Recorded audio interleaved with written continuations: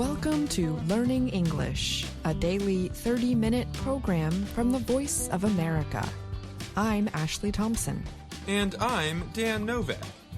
This program is designed for English learners, so we speak a little slower, and we use words and phrases especially written for people learning English. Coming up on the program, Katie Weaver reports on a study that shows years of brain changes in Alzheimer patients. Mario Ritter Jr. has a story on how the number of babies born in Japan last year fell to a new low for an 8th straight year. Anna Mateo has the education report on therapy for students, and John Russell presents the lesson of the day. But first, a long-term study in China has shown that a series of changes take place in the brains of people who get Alzheimer's disease long before they present signs of the sickness. The large study followed middle-aged and older adults for 20 years. The individuals were examined on a regular basis during that period. The researchers used brain imaging, spinal fluid checks, and other tools to collect data. The researchers reported that the study subjects who later developed Alzheimer's showed high levels of disease-linked protein in their spinal fluid. The higher levels were recorded as much as 18 years before the patients were identified as having Alzheimer's. Then, every few years, the study detected another so-called biomarker of coming trouble. Scientists still do not know exactly how Alzheimer's forms. The disease slowly destroys the brain, interfering with the ability to think. Alzheimer's patients develop proteins called beta amyloid and tau, which over time build up into plaques that block brain processes. The new research, published in the New England Journal of Medicine, offers a timeline for how these proteins develop. The study's importance cannot be overstated, said Dr. Richard Mayu, an Alzheimer's specialist at Columbia University, who was not involved in the research. Knowledge of the timing of these physiological events is critical for testing new ways of treating and maybe even preventing Alzheimer's, he wrote in a piece published alongside the study report. Scientists already knew that in rare genetic forms of Alzheimer's that affect young people, a poisonous form of amyloid starts developing about 20 years ahead of symptoms. At some point after that, tau develops as well. The new findings show the order of such biomarker changes common to age-related Alzheimer's. Researchers with Beijing's Innovation Center for Neurological Disorders compared 648 people who were later found with Alzheimer's to an equal number who remained healthy. The amyloid finding in future Alzheimer's patients was the main discovery. Differences in tau were found next, followed by a marker of trouble in how neurons communicate. A few years after that, the study found differences in brain shrinkage and cognitive test scores between the two groups. The more we know about viable Alzheimer's treatment targets and when to address them, the better and faster we will be able to develop new therapies and preventions, said Claire Sexton, Director of Scientific Programs with the Alzheimer's Association. She noted that blood tests are coming soon that promise to also help by making it easier to find amyloid and tau. More than 6 million Americans and millions more worldwide have Alzheimer's. There is no cure. But last year, Leqembi became the first approved drug that could slow the worsening of early Alzheimer's for a few months. The drug works by clearing away some of the amyloid protein. Other drugs are being developed to target tau. I'm Katie Weaver.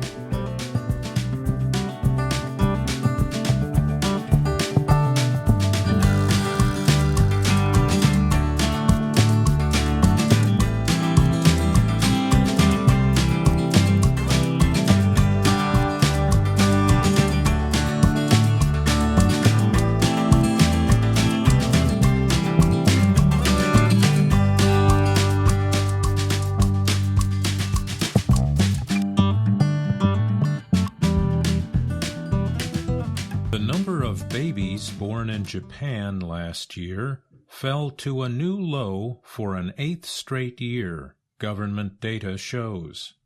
In addition, the number of marriages continues to drop.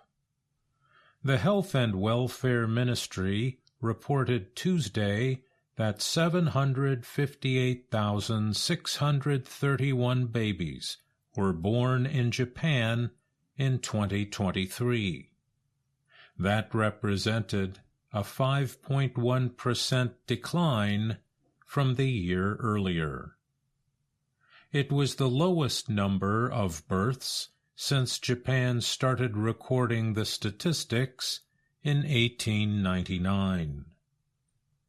The number of marriages fell by 5.9% to 489,281 couples, falling below 500,000 for the first time in 90 years. Fewer marriages are one of the reasons for fewer births. Having children outside of marriage is rare in the East Asian country. Opinion studies show that many younger Japanese do not want to marry or have families.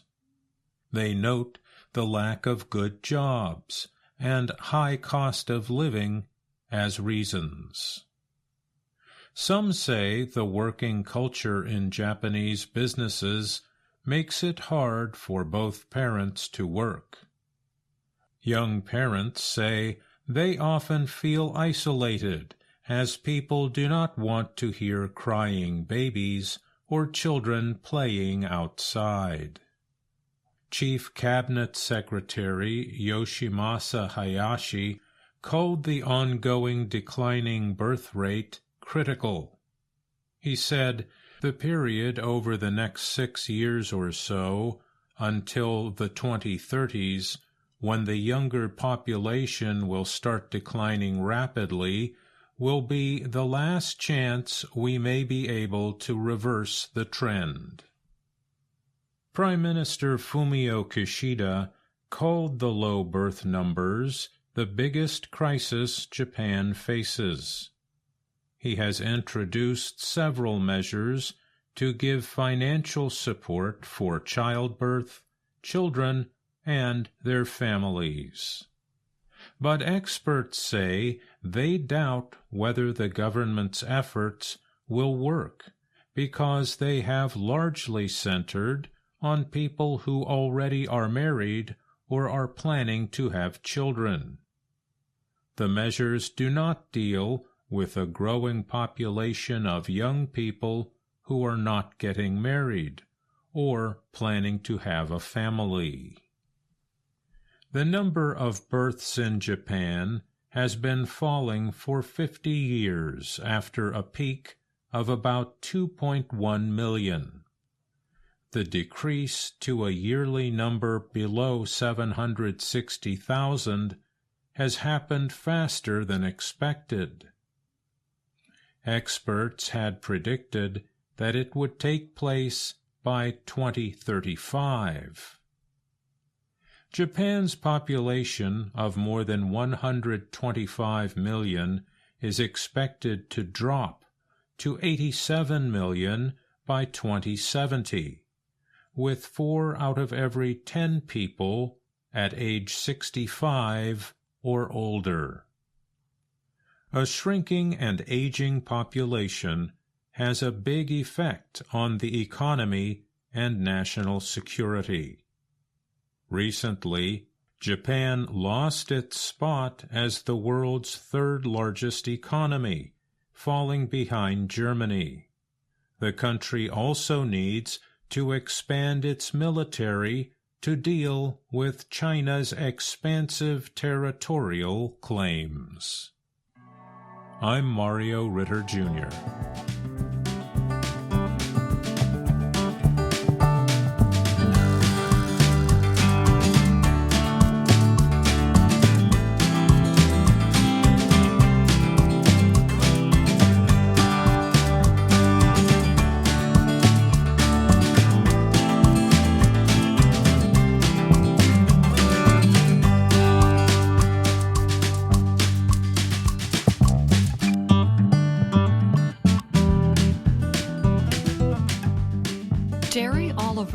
Was in 5th grade when she first talked to her mother about seeing a therapist.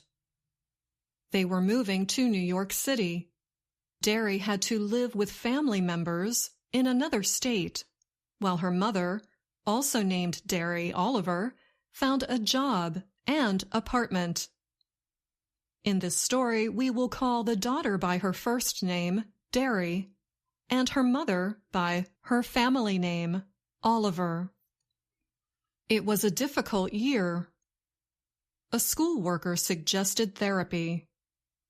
Derry's mother questioned the advice and disagreed with therapy.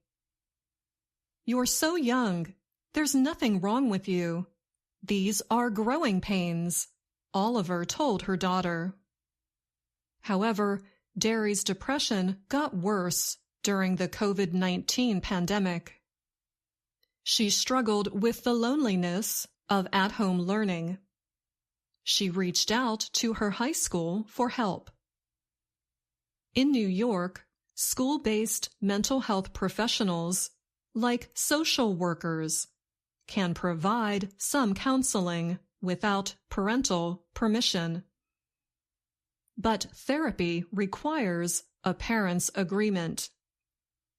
It was very emotional for both of us because I understood her frustrations and fears, Derry remembered.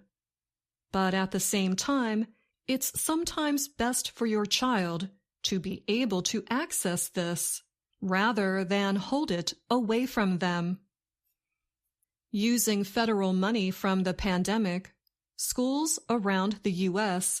have employed more mental health specialists. They also add telehealth and online counseling to reach as many students as possible.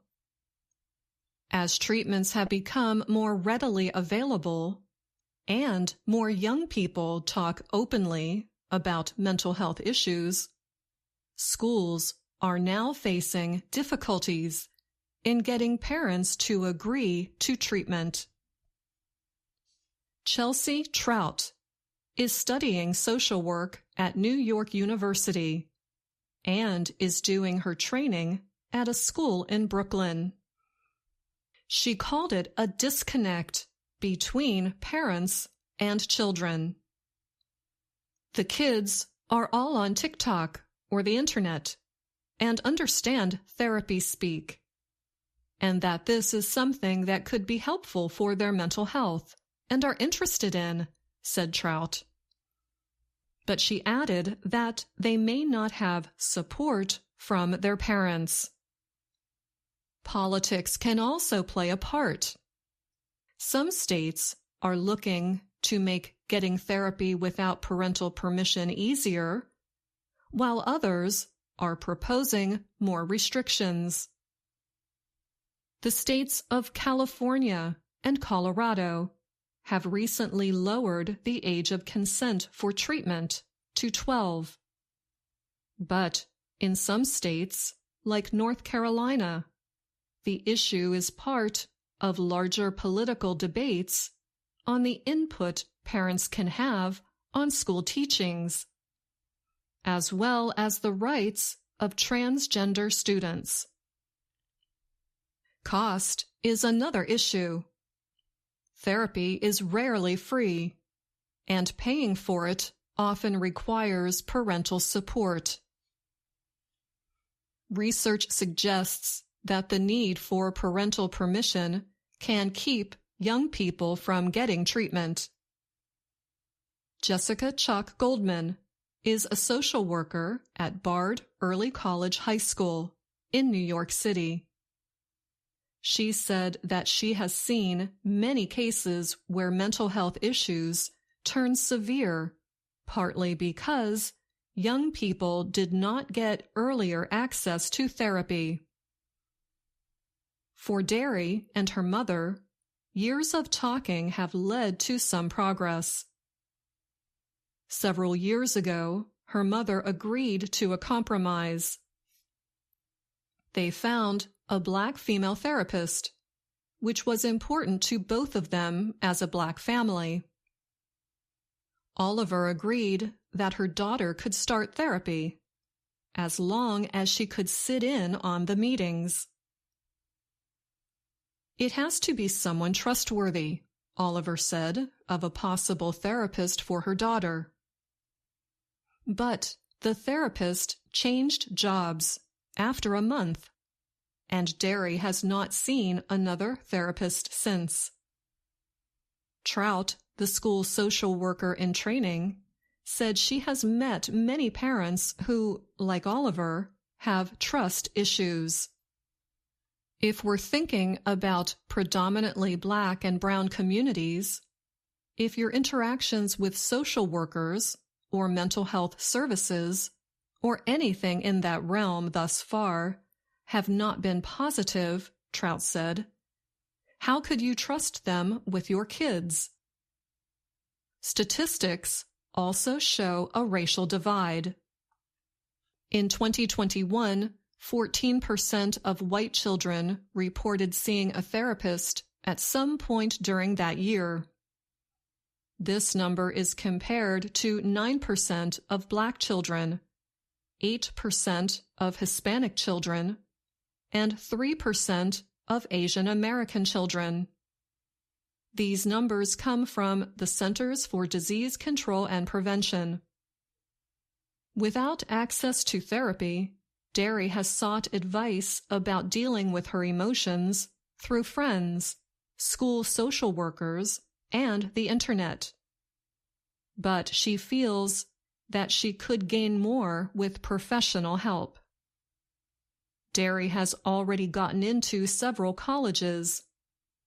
One thing she is considering is what the school offers for therapy.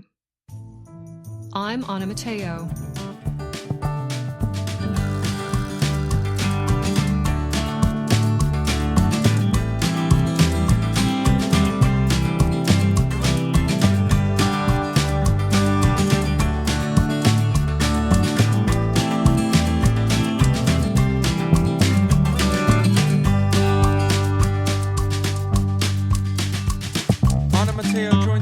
To talk more about today's education story. Thanks for joining me, Anna.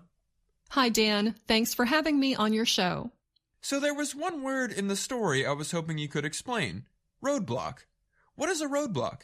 So a roadblock is something that keeps you from moving forward or getting what you want. I see. So what are some roadblocks keeping students from getting therapy? There are many roadblocks that may keep a child from getting mental health treatment. Parental permission, cost and insurance, politics of the area where you live. There are also different cultural attitudes toward therapy, and some parents have trust issues with the mental health community. And there are different policies when it comes to providing therapy for students in different states, right? How does that play a part? Well, some states make it easier for children to get access to therapy without parental permission, while other states have more restrictions in place, and this makes getting parental permission necessary. Thanks for answering my questions, Anna, and thank you for your interesting report. Thanks for having me, Dan. In this next report, Brian Lynn tells us about an important event that happened last week. A spacecraft built by a private company landed on the moon. We learn about the history of moon landings, as well as how the recent moon landing plays into future space missions. Pay careful attention to the word achievement. We will talk more about it after the report. A private spacecraft has successfully touched down on the moon, marking the first U.S. lunar landing in more than 50 years. The American Space Agency, NASA, confirmed the Odysseus moonlander, built by Texas company Intuitive Machines, had landed on the moon's surface Thursday.